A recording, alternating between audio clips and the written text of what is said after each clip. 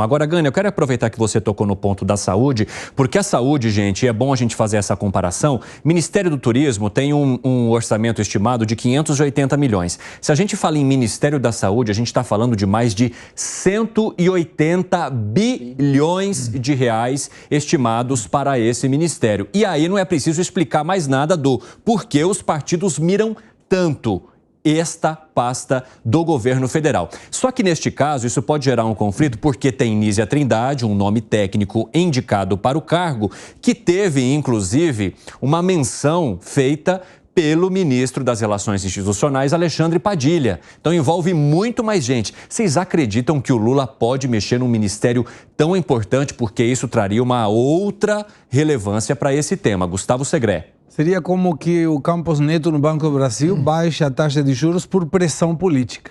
É a mesma coisa. Eu acho que seria uma derrota para Lula mudar um ministério no momento que tem uma pressão para mudar um ministro. Isso enfraqueceria Lula? Claramente, na minha opinião. Você acha que Lula cederia ou se permitiria esse enfraquecimento, ô Piperno? Dá para fazer negócio com o Ministério do Turismo, com o Ministério da Saúde, não. Se ele ceder a pasta da saúde por conta de arranjos políticos, vai merecer todas as críticas do mundo. Segré, pode concluir. Eu escutei com muita atenção e a frase do Piperno foi muito bem colocada. Dá para fazer negócios com o Ministério do Turismo, mas não com o Ministério da Saúde. E aí entra uma questão conceptual. Quando você vê que os políticos estão querendo um orçamento maior, por exemplo, na saúde, o ideal seria, porque com um orçamento maior, eu posso prestar um serviço melhor para a população. Negativo.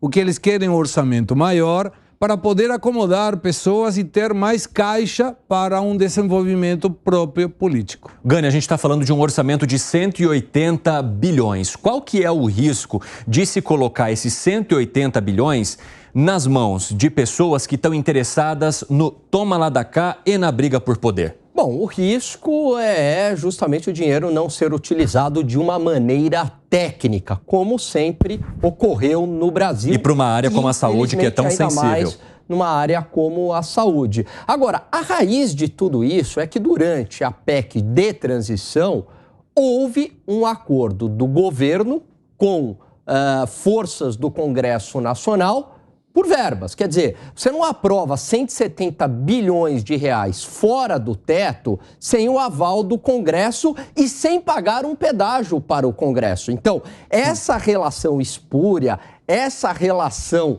danosa, o governo aceitou isso. A gente pode até questionar essa chantagem do Congresso Nacional, mas o governo do PT aceitou entrar neste jogo. E o ponto é que eles não estão liberando a verba da forma que o Congresso ou alas do Congresso gostariam. E é por isso que, dado que a verba não está chegando, então me dê um ministério que tenha muito orçamento, que é uma outra forma dessa verba chegar. Aí eu pego a verba, né? Eu não tenho que esperar. Aí eu pego a verba. Ô Piperno, a gente muito discute aqui a caneta na mão, né? Que o presidente da República, ele tem a caneta na mão. Lula, nesse começo de mandato, tá com a caneta firme na mão ou ela tá quase caindo e ele tá tentando pegar antes que ela se desfaça no chão? Não, tem muita gente nessa relação com o parlamentarismo de extorsão que já tentou surrupiar essa caneta. Eu insisto no seguinte... Isso tem a ver também com esse mandato de coalizão que o presidente da República acabou montando para poder voltar ao cargo? O mandato de coalizão, Evandro, ele sempre existiu, sempre houve. A questão é que... Mas ele fala em frente ampla, né? Mas a frente ampla do primeiro governo dele também era enorme. Uhum. A questão é que vem de uma situação lá do Temer, do parlamento mais empoderado e que chegou ao seu ápice agora há pouco, quando o ex-presidente falou, bom, o orçamento é de vocês, eu quero os votos, o orçamento é de vocês, façam o que vocês bem entenderem com isso. Isso não pode acontecer. Agora, é muito difícil reverter isso. Ninguém vai chegar para o Arthur Lira e falar, Lira, veja bem, a relação ela era muito exagerada. Vamos estabelecer Vamos recomeçar. Não vai acontecer. Então, se ele der o Ministério do Turismo para a União Brasil, PP, faz parte do jogo. Agora, se ele entregar o Ministério da Saúde, aí vem nisso que você perguntou, de não ser dono da caneta. Mas, Piperno, o governo aceitou essa relação na negociação da PEC de transição, para ter verba, para poder gastar fora do teto. Aí também errou o governo. Quer dizer, o erro é dos dois lados. Mas quando o docinho já está na boca, não é difícil tirar, Gani? É difícil porque tirar, o docinho, ele começou ali, como mencionou o Piperno, no governo anterior.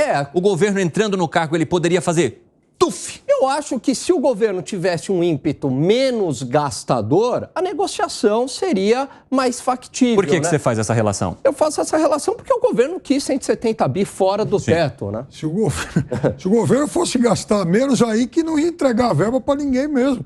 Porque o que eles estão querendo, basicamente, é mais dinheiro. E o governo está falando, vou dar conta-gotas e não vou dar tudo. Mas eles mas o governo também quis mais dinheiro. Ambos querem mais dinheiro, né? Não é simplesmente que o governo falou, bom, eu não vou dar dinheiro, mas eu também vou gastar menos, né? Então foi uma relação que foi benéfica para ambos e ruim para a sociedade. Fala, Segré. Eu acho que são 3 canetas e uma canetinha. 3 canetas por quê? Temos uma caneta no judiciário, dependendo da situação, STF, especificamente, e sobretudo, o ministro Alexandre de Moraes. Tem outra caneta com o presidente da República, tem outra caneta com Arthur Lira, presidente da Câmara, e dependendo da situação, aparece uma caneta também com Pacheco, no Senado. Então é muita caneta para um país só.